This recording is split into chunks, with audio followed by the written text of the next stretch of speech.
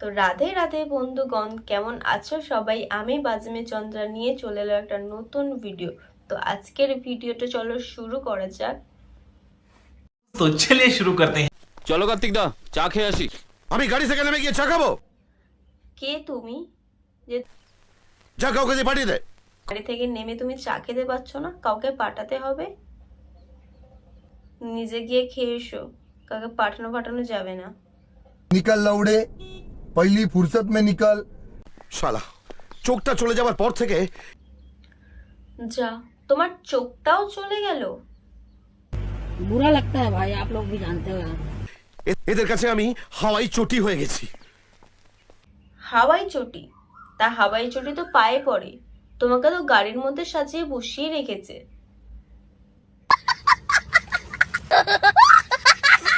কাউকে বুঝতে দিলে হবে না যে আমি অন্ধ।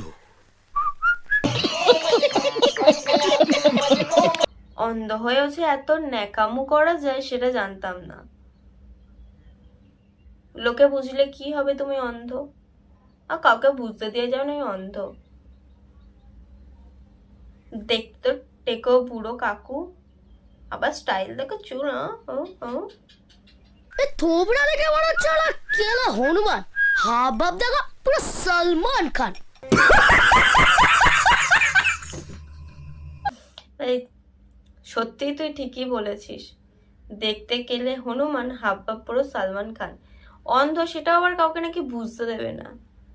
বলেছিল তো একটা কানা বেগুন, এ তো দেখছি কানা লাউ। কানা বেগুন হয় শুনেছি, কিন্তু জীবনে আমি শুনি কানা লাউ হয়। প্রবলেমটা কোথায় শুনি?